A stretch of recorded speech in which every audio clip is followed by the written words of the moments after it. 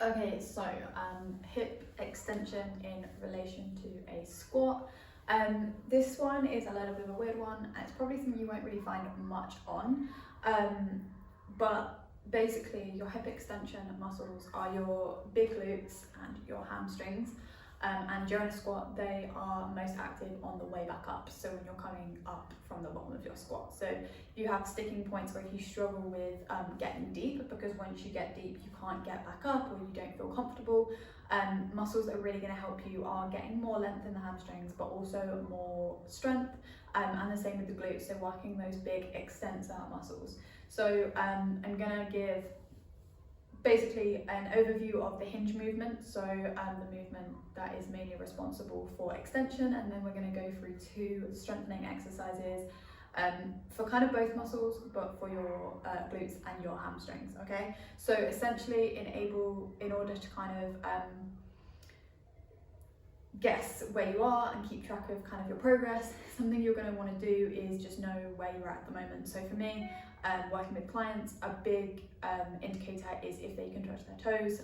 So bending over, so feet underneath the hips, bending over, and whether they can touch their toes or not. Don't worry too much right now what's happening in your back, but just can you keep your legs relatively straight, not locking back, just nice and relaxed, and put your hands flat on the floor. If you can't, that doesn't matter. If you can, then also, again, it doesn't really matter. This is more just for being able to show your progress going forward and seeing whether the exercises are working for you, okay? So first of all, going through the hinge movement. The hinge movement is taking the hips away from the midline, so going back, but also keeping a straight line from the hips out through the head, whilst keeping a neutral spine. So you're not sticking it out, you're not curving over, you're keeping it neutral, straight line up, but it's comfortable, and keeping the core engaged. So you're going over, and then you're bringing the hips back up. So you'll see these movements most commonly done in a Romanian deadlift or a deadlift, and back up. And what you're basically doing is you're stretching the muscles, you're working muscles on a stretch, and then you're using the hips to drive back up. So you're using those big glutes, but also the hamstrings to assist to come back up. So you're coming over and back up. And the thing that most people struggle with in a hinge is getting the pelvic position right, because you do have to slightly tilt the pelvis at the back of the movement. Otherwise you end up just coming over here if you don't tilt the pelvis back out and then back up, or keeping the head up too high and then causing lots of tension in the upper back. Okay, so once you've mastered the hinge, you'll be able to start doing some of the other hamstring movements that we're going to do. So weighted Romanian deadlift. So this is working the hinge with the weight on the front of the body. You're going to lift up the kettlebell or whatever weight you're using, and you're going to keep it in contact with the legs the whole way down. So you're keeping it over the midline of the body. All I'm thinking of doing is putting my shoulders back and down, hips back, coming over. As far as feels comfortable, I feel a stretch in my hamstrings, and then I'm pressing through the heels and using the hips to come forward. And this is really going to get those hamstrings fired, but also the glutes to be working at the top. So we come over, and then we come back up. Practice that a couple more times. Over. Use the hips to come back up and come forward. And this is really going to help you to build length through the hamstrings, which will definitely help you on the way back up from your squat. The other one we're going to do is the glute bridge or hip extension.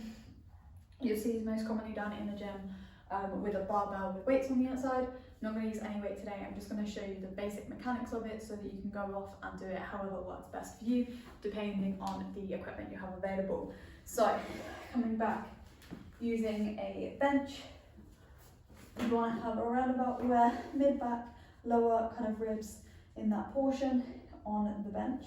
You want to tuck the chin into the chest, take your feet out so that there's at least a 90-degree angle. If you want to get more hamstrings, you can take the legs further away, more quads forward. That's not really going to help you right now.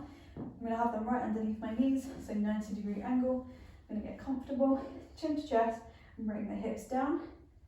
I'm not going to fully extend at the bottom and let go. I'm still having my abs engaged. I'm just going to go as far as I can, and then I'm lifting up with the hips, tilting that pelvis towards me at the top, but making sure I'm not overextending and putting pressure into that lower back. So it's just that straight line up top.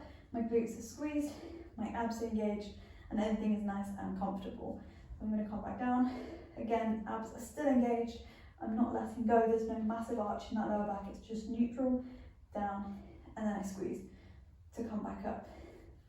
Couple more, letting go down, pressing through the heels, driving with the hips to come back up to the top.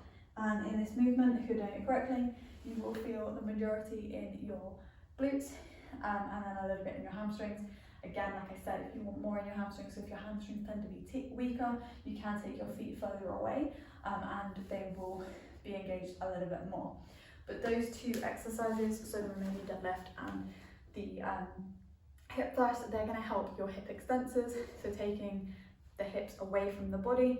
In your squat, like I said, they're going to really help you at the bottom. So on the way down, you're using everything else, and then on the way up, it's going to be your hamstrings where you press through the floor, you pull everything in to squeeze at the top, and it's going to be your glutes that really stop you from going up and using just those hamstrings and keeping everything in line and unfolding at the same time to squeeze at the top.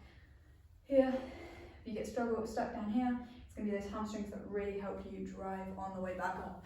And I would say they're quite underrated in most people's squat. When they think about it, a lot of people focus on building up their quads or working on kind of like the inside and outside muscles. But if you're already struggling with that depth, those hamstrings and glutes are really going to help you.